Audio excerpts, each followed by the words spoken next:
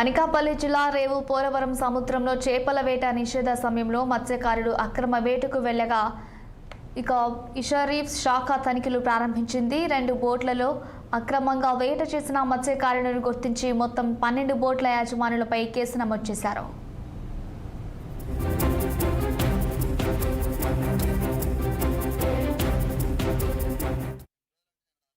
నా పేరు శివాజీ అండి. నేను బంగారంపాలెంలో విఎఫ్ఏ కింద వర్క్ చేస్తున్నాను. అయితే నిన్న రాత్రి 11 గంటలకు మా పై అధికారులు అంటే ఎఫ్డిఓ మేడం గారు సమాచారం ఇచ్చారు మాకు. సో దాని ద్వారా మేము రాత్రి 11 గంటలకు అక్కడికి వెళ్ళేసరికి బంగారంపాలెం సమీపంలో వాతాడ దగ్గర నది ఒడ్డున 2 బోట్లు ఉన్నాయి. ఆ 2 బోట్లు కూడా విచారించగా రేవు పోలవరానికి సంబంధించినవని చెప్పారు.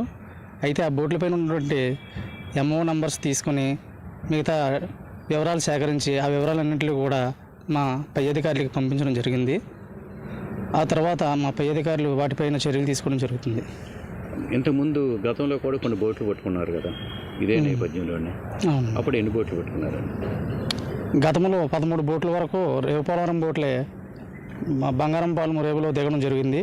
అప్పుడు ఆ స్థానికులు పట్టుకొని మామూలుగా డిపార్ట్మెంట్కు ఇవ్వడం జరిగింది. మొత్తం రాత్రి పట్టుకున్న చేపలు ఎంత ఖరీదు చేస్తుంది? ఎన్ని టన్నులు ఉన్నాయి? దాదాపుగా 6 నుంచి 7 టన్నులు ఉంటాయండి.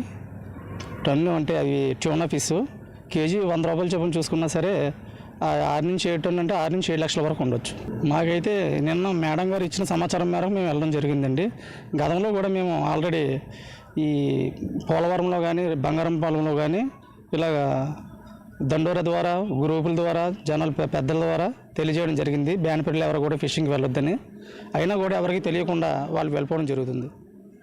మీరు వెళ్ళేసరికి అక్కడికి వ్యాపారస్తులు ఎవరైనా ఉన్నారా? అక్కడ వ్యాపారస్తులు అంటే ఓన్లీ ఫిషర్మెన్స్, అక్కడ లోకల్లో ఉన్న బంగారంపాలెం సంబంధించిన కొంతమంది ఉన్నారు. వాళ్ళు అడిగగా వాళ్ళు చేపలు కొనుక్కోవడానికి వచ్చామండి, మిగతా ఏమి నాకు తెలియదండి అని అడుగుతున్నా అంటున్నారు. మరి ఏ రకమైన చర్యలు తీసుకుంటారు వాళ్ళపై?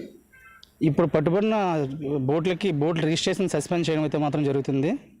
సస్పెండ్ చేసిన తర్వాత వాళ్ళకి ఫ్యూచర్లో ఎప్పుడు కూడా బోట్స్ రిజిస్ట్రేషన్ వాళ్ళ పేరు మీద జరగదు. నా పేరు శివాజీ అండి. నేను బంగారంపాలెంలో విఎఫ్ఏ కింద